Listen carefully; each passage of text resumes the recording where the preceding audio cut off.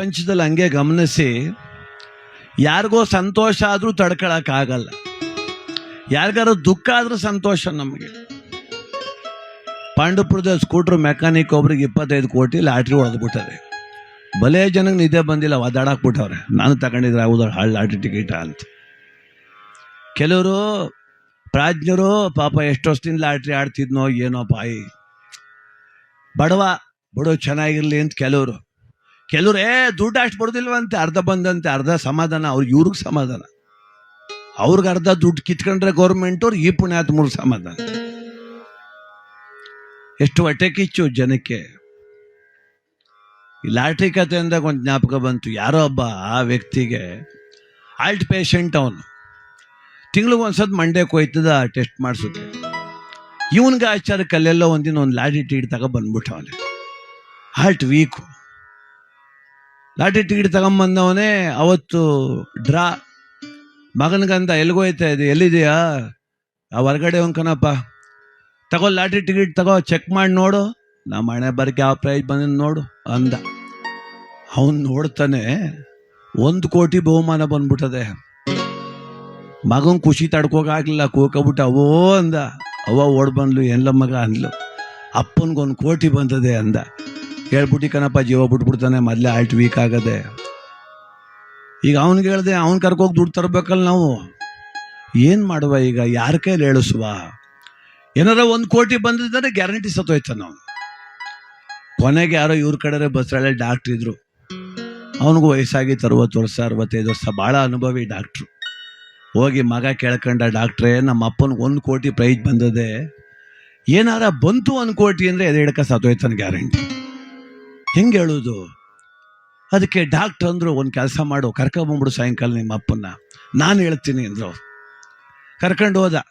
ಏನಿಲ್ವಲ್ಲ, ಯಾಕಲ್ಲ ಮಗ ಅಂದೆ ಅವನು. ಬಾಪ BP ಚೆಕ್ ಮಾಡಿಸ್ಕೊಂಬರುವ ಅಂತ ಕರ್ಕೊಂಡು ಹೋದ. ಡಾಕ್ಟ್ರು ಎಲ್ಲ ಪೇಷಂಟು ಕಳಿಸ್ಬಿಟ್ಟವ್ರೆ, ಬೆಡ್ ಮೇಲೆ ಮನಸ್ಸಿದ್ರು, ಚೆಕ್ ಮಾಡ್ತಾ BP ಚೆಕ್ ಮಾಡ್ತಾ, ಏನು ಸ್ವಾಮಿ ಸಮಾಚಾರ, ಹೆಂಗದೆ ಜೀವನ ಅಂದರು. ಅದಕ್ಕೆ ಇವನಂದ, ಅಯ್ಯೋ ಏನು ಜೀವನ ಬನ್ನಿ ಸ್ವಾಮಿ, ನಮ್ಮ ಜೀವನ ಗೊತ್ತಿಲ್ವ, ರೈತರ ಜೀವನ, ಬಡತನದಲ್ಲೇ ಹುಟ್ಟಿ ಬಡತನದಲ್ಲಿ ಸಾಯ್ತಾವಿ, ಇರ್ಲಿ ಬನ್ನಿ, ಹಣೆ ಬರ್ ಚೆನ್ನಾಗಿರೋ ನಿಮಗೂ ಲಾಟ್ರಿ ಹೊಡಿತದೆ ಅಂತಂದ್ರು ಡಾಕ್ಟ್ರು. ಅಯ್ಯೋ ಯಾವ ಲಾಟ್ರಿ ತಗಪ್ಪ, ನಾನು ತಗಟ್ಲೆ ಅವನಿಗೆ ಯಾವತ್ತು ಹೊಡೆದಿಲ್ಲ ಕಣ ಅಂತ. ಹೊಡೆದ್ರು ಹೊಡಿಬೋದು, ಯಾಕಂಗಂದಿರಿ?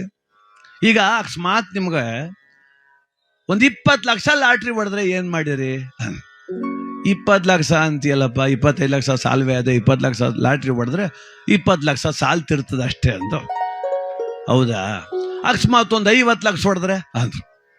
50 ಲಕ್ಷ ಹೊಡೆದ್ರೆ 25 ಲಕ್ಷ ಸಾಲ ತೀರಿಸ್ಬಿಟ್ಟು ಮನೆಯೆಲ್ಲ ಸೋರ್ತಾ ಕೂತಿಸಿ ರಿಪೇರಿ ಮಾಡಿಸ್ತೀನಿ ಅಂದ. ಒಂದು 75 ಲಕ್ಷ ಹೊಡೆದ್ರೆ ಅಂದರು ಡಾಕ್ಟ್ರು.